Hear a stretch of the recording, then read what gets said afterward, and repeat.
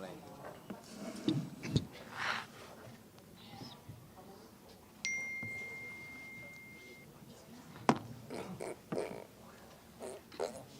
Tes.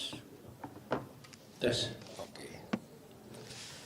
Baik teman-teman wartawan sekalian, terima kasih atas kehadirannya dalam acara konferensi pers hari ini. Hari ini kami mendapat tamu kehormatan Kang Deddy, semua pasti sudah kenal, Deddy Mulyadi, yang selama ini begitu aktif menaruh perhatian pada kasus Vina. Beliau itu banyak melakukan investigasi, pertemuan-pertemuan mengenai kasus Vina ini, sebagaimana kita ketahui bersama dan kita bisa lihat di vlog-vlog dia maupun di dalam video-video yang sudah ditayangkan di media sosial. Kedatangan Pak Deddy ini tidak sendiri, tapi beliau datang bersama dengan 4 orang.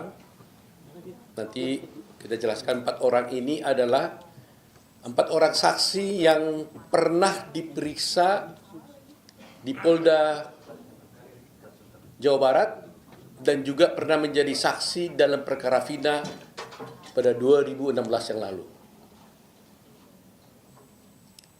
Selain 4 orang ini, kami juga kedatangan bersama dengan Kang Deddy 5 keluarga korban, keluarga daripada yang terpidana yang dituduh melakukan perbuatan pembunuhan sebagai pelaku pembunuhan Vina, yaitu diantaranya orang tua daripada siapa? Eko, Jaya, Supriyanto, terus Eka Sandi, terus sama Hadi Saputra. Jadi ini keluarganya ini datang. Bersama Kang Deddy mereka datang di sini mengadukan bahwa menurut keterangan daripada orang tua yang 5 orang ya, berarti ya, 5 orang ini, sesungguhnya mereka ini tidak pernah melakukan perbuatan yang sudah dijatuhkan hukuman kepada mereka. Tetapi mereka dulu terpaksa mengakui dalam berita acaranya karena ada penekanan, penyiksaan terhadap mereka sehingga terpaksa mengaku. Itu cerita yang kami dapatkan dari keluarga orang tua daripada 5 orang tersebut. Di samping itu ada 4 orang di sini saksi. Yang 4 orang ini adalah satu bernama Okta ya. Mana Okta? Okta ya. Kemudian saudara Teguh. Nah, ini Teguh. Kemudian saudara Pramuji. Ya? Pramuji ya. Pramudia. Ya. Kemudian Ahmad Saifuddin. Nah, 2 diantaranya ini pada waktu 2016 dulu itu adalah pernah menerangkan hal-hal yang sesungguhnya tidak sesuai dengan yang fakta yang sebenarnya. Tapi 2 diantaranya tetap konsisten dengan apa yang sebenarnya, yaitu adalah saudara Okta dan saudara Ahmad Saifuddin. Ini konsisten 2 orang ini. Sedangkan yang Pramudia dan Teguh datang ke kami dan tadi bertemu di atas menceritakan bahwa sesungguhnya apa yang saya ceritakan yang dulu itu tidak benar. Dan bermaksud untuk mencabut semua keterangan mereka dan akan menyatakan yang sebenarnya. Sebelum Kang Deddy akan nanti bercerita, saya jelaskan dulu bahwa dalam rangkaian peristiwa pembunuhan yang dulu dilakukan ini, ada satu alibi yang sebenarnya mereka ajukan.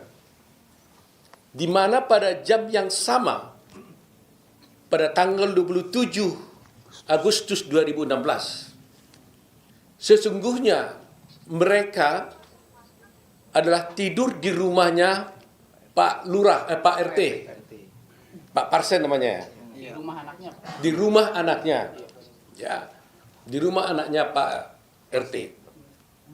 Pak RT-nya ada di sampingnya. Betul. Di sampingnya. Nah, jadi coba bayangkan, lebih kurang di antara jam-jam tersebut, jam 9 sampai jam 10, jam 12, itu mereka-mereka ini katanya mulanya dari awal, dari sore, dari maghrib, mereka pergi dulu ke rumah, ke warungnya Ibu Nining. Dari rumahnya Ibu Nining, mereka pergi ke rumahnya bapaknya Hadi. Hadi, rumah Hadi. Dari rumahnya Hadi, lebih kurang jam 9, jam 10, mereka pergi ke rumahnya anaknya Pak RT. Dan tidur sampai pagi. Jadi artinya, peristiwa yang dituduhkan kepada mereka itu, yang terjadi di jam-jam yang sama, lebih kurang antara jam 10, jam 9, 10 sampai jam 12 itu, di hari yang sama, tanggal 27 Agustus 2016 itu, mereka itu berada di rumah RT. Di rumah anaknya ketua RT. Sehingga kalau ini benar, maka berarti peristiwa mereka melakukan pembunuhan itu adalah pasti tidak benar. Mereka mengatakan, saya tanya kepada Pramudia, coba jawab, kenapa saudara Pramudia dulu kamu mengatakan bahwa kamu sebenarnya tidak benar ada di rumah itu, di rumah RT, gitu ya? Nah, sekarang dia bilang sesungguhnya juga benar, dia ada katanya. Coba jelaskan dulu. Coba. Sebenarnya waktu ada wireless mic. Oke. Kita banyakkan gini kok hanya 2. Ada beberapa. Udah bicara aja. Langsung. Dulu saya di BAP tahun 2016 saya berkata yang sejujurnya. Oke. Saya berkata yang sejujurnya. Lalu itu diralat oleh polisi. Bilangnya kamu bilang tidur di situ, tapi Pak RT sama anaknya tidak mengakui bahwa anak-anak tidur di situ. Nah, maka dari itu saya merasa takut sendiri.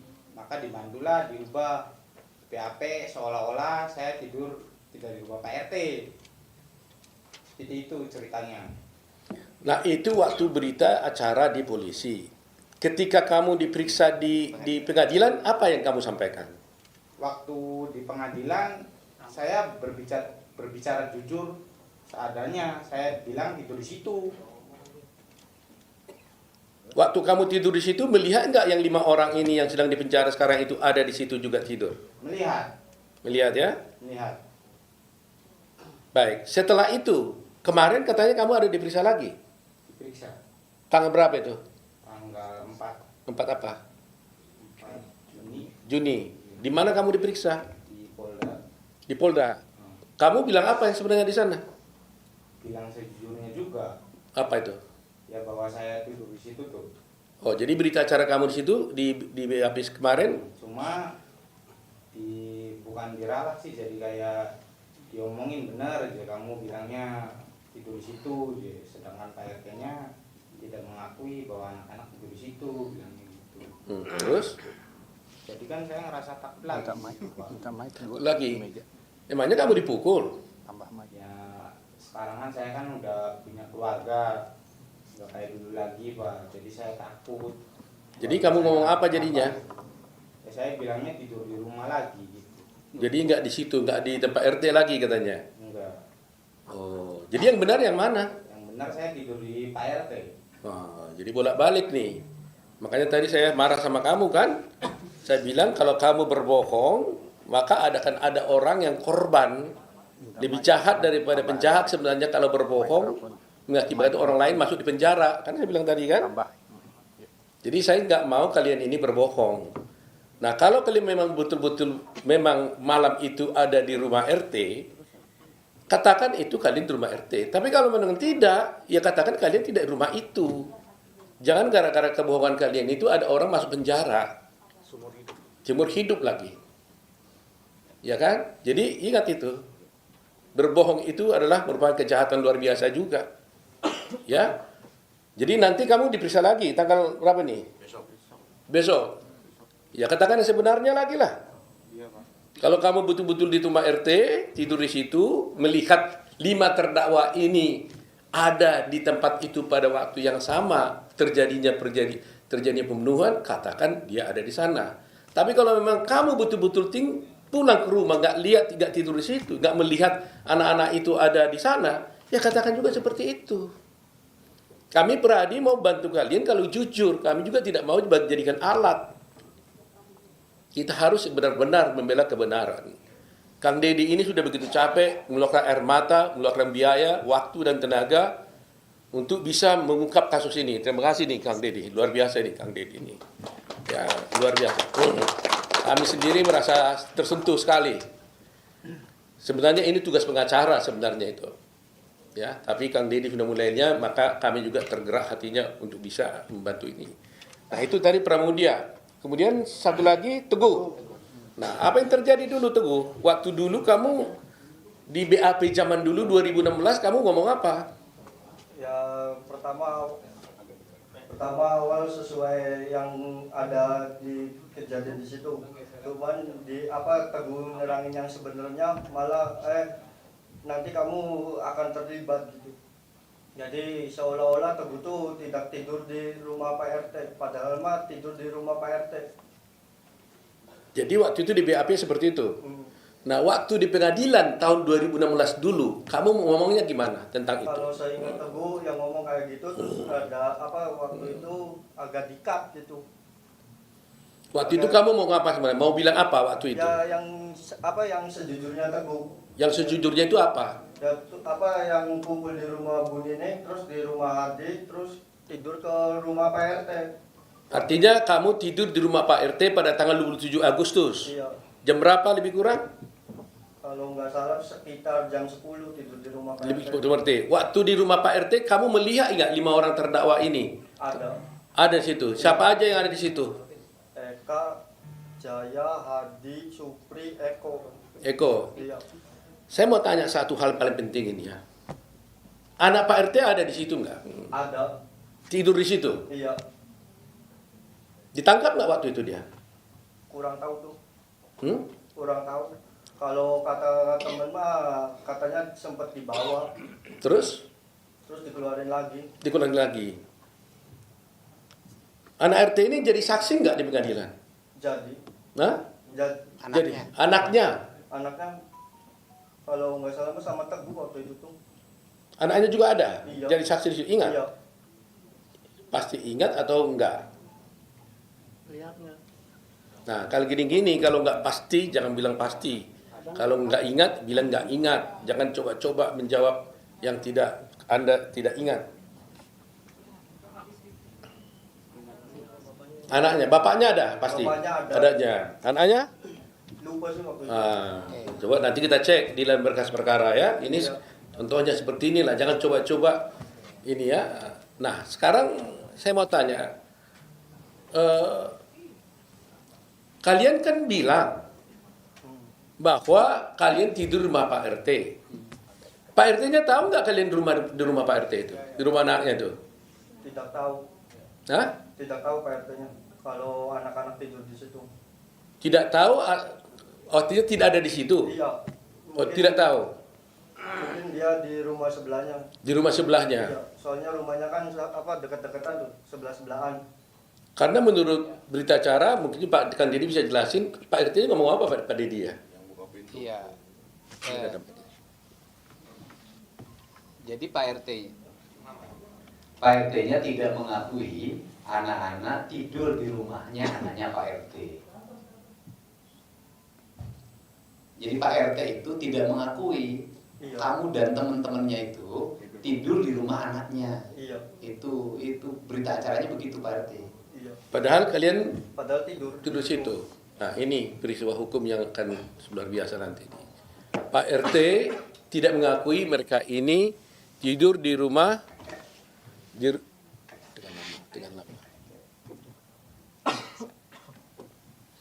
Jadi Pak RT tidak mengakui mereka ini tidur di rumah anaknya Pak RT.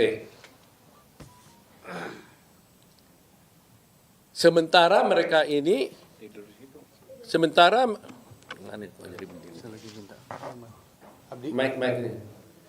Sementara mereka ini, 4 orang ini mengaku tidur di rumah Pak RT pada jam yang sama.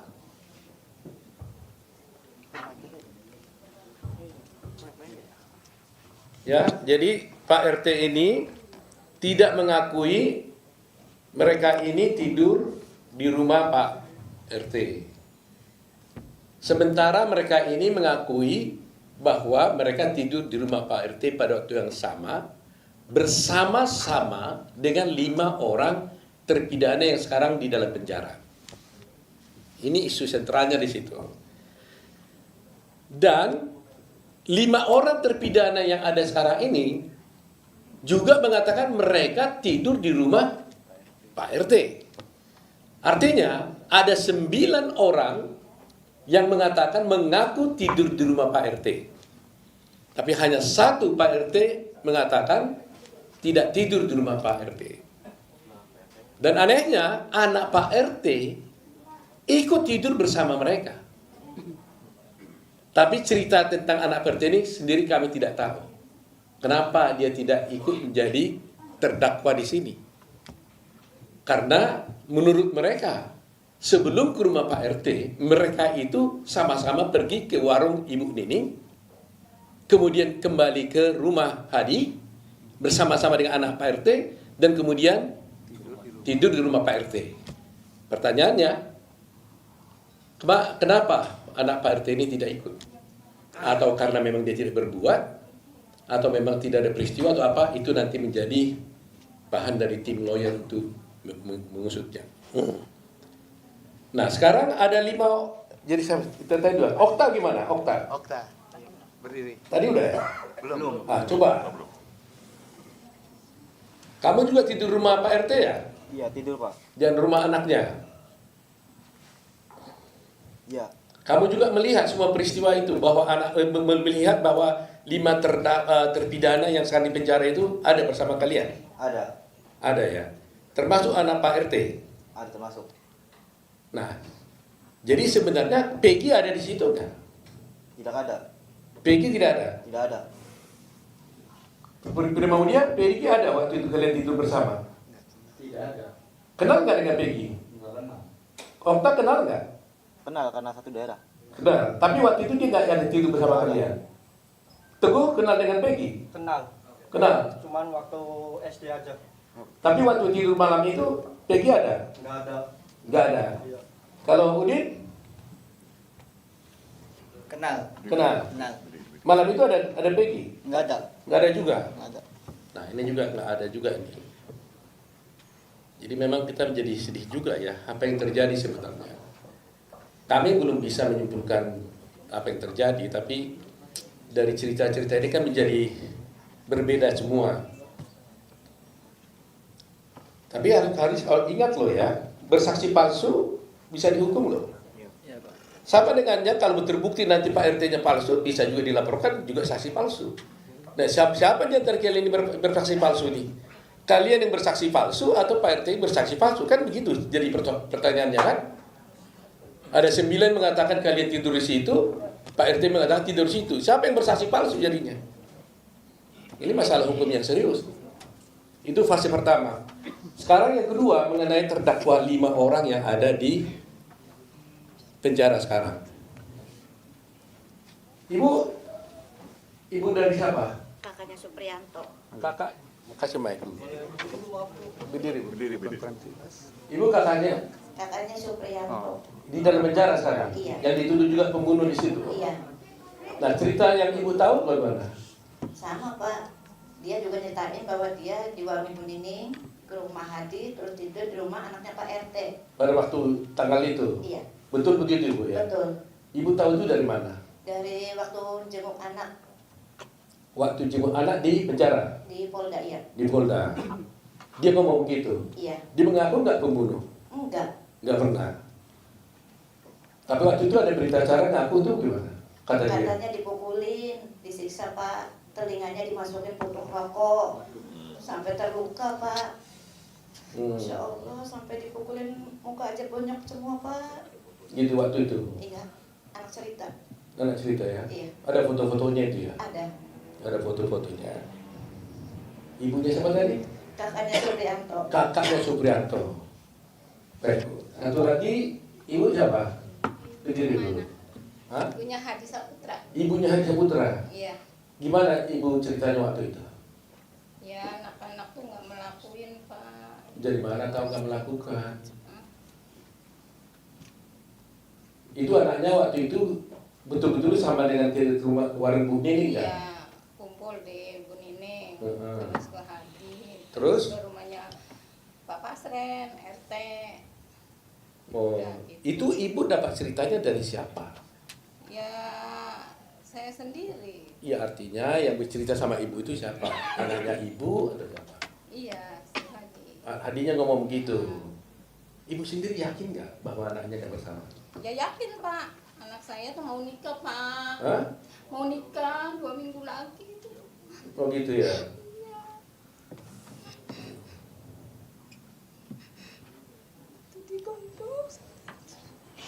Jadi semua bilang begitu ya, bahwa sesungguhnya mereka ada di tidur rumah Pak RT pada tanggal 7.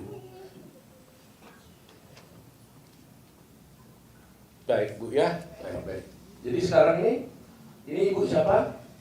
Eka Sandi. Ibunya Eka. Eka. Bagaimana cerita ibu tentang itu? Paginya tuh saya tanya, Kak, kamu dari mana? Tidur di Bapak RT katanya. Udah gitu aja. Tanggal berapa itu katanya? Malam Minggu. Malam Minggu, tanggal 27 Agustus itu, Iya. 2016 ya. Dia cerita juga Kak bahwa mereka bersama-sama Iya. ke rumahnya Warung Ning, gitu ya. Ibu juga yakin ya Enggak. bahwa anaknya bersalah ya. Jadi apa yang ibu rasakan selama ini, kan dia udah penjara sekian tahun gitu. Apa? Kenapa dia mengaku pada waktu itu? Ya kan dia ngebelain adiknya. Hah? Adiknya nih. Bagaimana ceritanya? Ngebelain adiknya biar keluar. Kan 2 anak saya. Siapa satu lagi? Renaldi. Renaldi. Terus? Dia bisa keluar karena dia nggak ngaku terus. Jadi gimana katanya? Supaya Renaldi tidak ikut keluar, terus? Kakaknya tuh mengakui. Tapi itu tuh apa sih? Mike. Petunjuknya Jaya. Petunjuknya apa sih? Sudirman. Sudirman. Itu petunjuknya Sudirman. Katanya ini bawa ini gitu. Jadi anaknya Ibu Renaldi Sama Eka Sandi. sama Eka, nama anaknya. Mm-mm. Nah, Eka mengatakan dia mengaku asal adiknya tidak keluar. Mm-mm. Yang minta ngomong itu siapa? Ardinya ngomong Bilang sama? sama saya. Kan dia kan keluar. Oh. Udah dibonyok-bonyok itu juga Pak. Oh, yang monyo-monyoin siapa? Ya polisi Pak. Polisi. Oh. Jadi polisi bilang sama si Eka, kamu harus ngaku gitu. Supaya nanti kalau kamu ngaku, Enggak, adiknya gimana?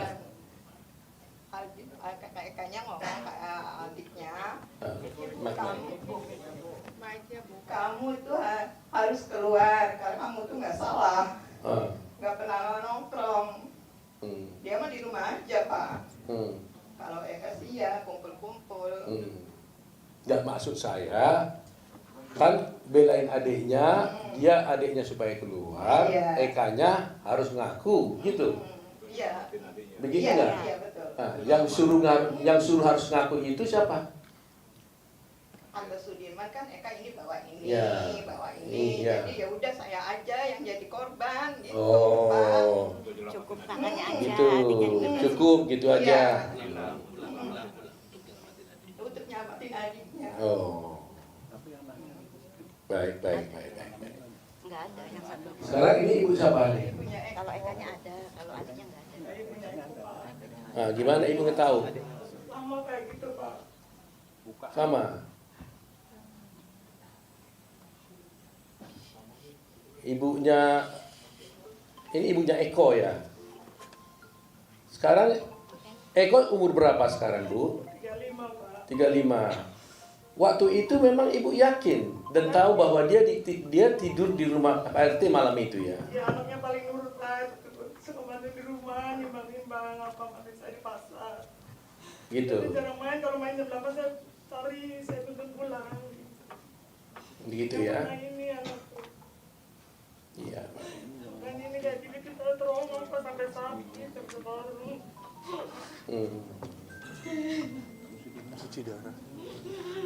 Cuci darah siapa? Cuci darah. Ini cuci darah. Anak. Cuci darah siapa? Ibunya sekarang cuci. Oh, ibunya cuci darah. Oh, waduh. Yang sampai jual rumah siapa? Ini. Ini dua. Ini. Ini jual rumah gara-gara apa? Ya buat kontak panting Pak. Buat pontang-panting ngurusin ini semua. Iya Pak. Baik, baik, ambil mic-nya dulu ya. Jadi supaya masyarakat tahu kenapa ini menjadi isu penting, saya ulangi lagi ya, bahwa Vina dan Egy ya itu dinyatakan dibunuh dan diperkosa, yaitu sekitar jam 10 tanggal 27 Agustus 2016 oleh 8 orang terdakwa yang ada sekarang di penjara. 1, Saka sudah bebas karena tidak dihukum seumur hidup. 5 masih ada di sana, ya. 7 masih ada di sana. Nah, padahal menurut mereka ini kelima terdakwa itu yang diwakili sekarang 5 termasuk Saka, ya, jadi 6 berarti ya. Satu lagi kita belum ketemu ya. Itu mengatakan pada tanggal 27 Agustus tersebut jam 10-an itu mereka itu tidak berada di tempat kejadian di mana Egy dan Vina dibunuh. Mereka ada tidur bersama-sama. Berarti 9 orang tadi itu bersama-sama di rumah anaknya Pak RT. Jadi kalau mereka ada di rumah Pak RT pada jam yang sama itu, bagaimana mereka bisa dituduh melakukan pembunuhan di tempat dibunuhnya si Egy dan Vina? Eki ya. Sehingga timbul pertanyaan, sebenarnya ada pembunuhan enggak? Kan gitu. Itu. Nah, kedua yang sudah saya jelaskan kemarin, biar jelas lagi. Yang didakwa di dalam perkara ini ada 11 orang. 11 orang. Didakwa secara bersama-sama melakukan tindak pidana pembunuhan dan perkosaan. Dari 11 ini, 8 sudah diadili. 3 dinyatakan buron. Kemudian terakhir ditangkap 1, yaitu namanya Peggy. Kemudian 2 orang lagi yang dinyatakan buron ini tiba-tiba dinyatakan diralat, itu adalah fiktif, artinya tidak ada. Padahal dalam dakwaan jaksa dikatakan yaitu Andi dan Andi dan Dani yang kemudian oleh jaksa oleh polisi dinyatakan itu fiktif. Andi dan Dani ini dikatakan fiktif. Itu di dalam dakwaan disebutkan bahwa Dani dan Andi inilah yang membawa korban Vina dan si Eki ke flyover dengan naik sepeda motor diapit katanya. Mungkin kalau dibilang diapit itu dibonceng diapit ke flyover sehingga terkesan matinya itu gara-gara kecelakaan. Itu dakwaan jaksa dan di situ juga putusan hakim. Nah, kalau polisi mengatakan Andi dan Dani itu fiktif, berarti ceritanya itu kan jadi aneh. Pertanyaannya, siapa yang membawa Vina dan Eki ini ke flyover? Apa bisa mereka itu ada jalan lagi kalau sudah mati? Siapa yang bawa? Ini aneh nih cerita ini. Jadi artinya berarti isi dakwaan itu fiktif dong. Karena Dani dan Andi sesungguhnya tidak ada. Padahal di dalam dakwaan disebut ada. Termasuk mukul-mukul lagi itu orangnya itu. Ya, kalau dakwaannya isinya fiktif, berarti tuntutannya juga dugaannya fiktif juga. Otomatis akibatnya apa? Ya akibatnya putusan hakim menjadi tidak benar. Karena di sana masih ada Dani dan Andi. Nah ini buat kita masyarakat Indonesia harus memahaminya. Itu sebabnya kami Peradi terus terang aja prihatin. Mereka datang atas jasa bantuan dari Pak Kang Dedi datang ke sini. Kang Dedi aja sudah berkomitmen dan berkorban banyak, apalagi kami Peradi. Oleh karena itu kami minta, kami tidak mau mengatakan membela, menyalahkan polisi, tidak begitu cara berpikir kami. Kami menginginkan sudah terlalu banyak kejadian-kejadian seperti ini. Termasuk Jessica Wongso, kasusnya kalian sudah lihat sampai masuk di Netflix. Saya melihat akhir-akhir ini, pameo di dalam hukum, waktu saya sekolah hukum pertama kali, sampai saya menjadi dosen, mengajar, sampai guru besar, itu kita diajarkan pameo, baik kepada semua sarjana hukum, termasuk yang kemudian menjadi hakim, jaksa, dan polisi. Lebih bagus membebaskan 1000 orang yang bersalah ketimbang menghukum 1 orang yang tidak bersalah. Itu yang kita anut. Karena betapa sakitnya orang tidak bersalah harus dinyatakan bersalah. Itu pelanggaran ajasi luar biasa. Coba pada semua penegak hukum yang ada, kalau itu terjadi kepada anak kita, kepada saudara kita, putri kita, bagaimana perasaan Anda? Saya tidak menuduh nih, tapi kalau betul-betul terjadi ini adalah salah, error, bukan itu orangnya. Sedih sekali. Inikah penegakan hukum yang harus kita puja-puja itu? Nah situlah tekad kami sekarang nih. Dan kami minta kalau boleh kepada Polri, karena ini masih ada penyidikan berlanjut, supaya penyidik-penyidik yang lama yang dulu menangani perkara ini jangan lagi ikut menangani perkara ini, supaya fair.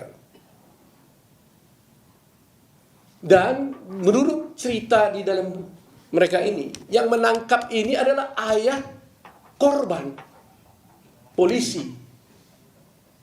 Sebenarnya dia tidak boleh ikut di sini, konflik of interest nih. Seharusnya yang menangani adalah polisi yang lain, unit yang lain. Ini pun unit narkoba sebenarnya, tapi menangani perkara ini. Jadi sebenarnya gak tepat menurut saya. Seharusnya Polri menugaskan petugas yang lain. Jangan ayah korban, orang anaknya dibunuh, bapaknya yang mengusut. Pasti tidak objektif. Saya tidak menuduh dia bersalah dan sebagainya, tapi pasti secara emosional itu pasti tidak bisa objektif. Tidak tepat.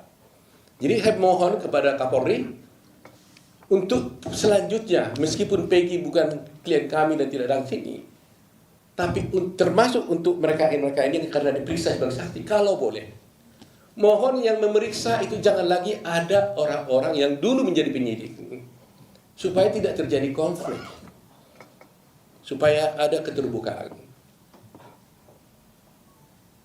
Termasuk juga orang tua daripada korban sebaiknya tidak ikut dalam melakukan penyelidikan ini.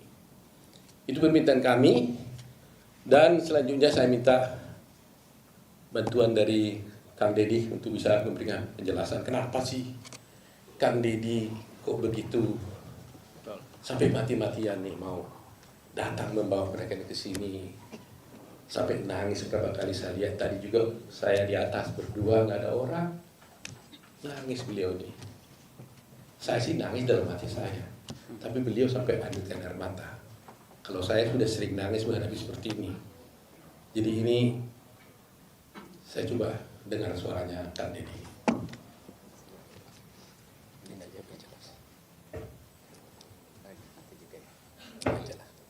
Batunya kali. Coba cek. Hilang lagi. Itu aja. Baik, terima kasih Pak Oto dan semua tim Peradi yang telah menerima kami dengan penuh rasa kemanusiaan, rasa penghormatan.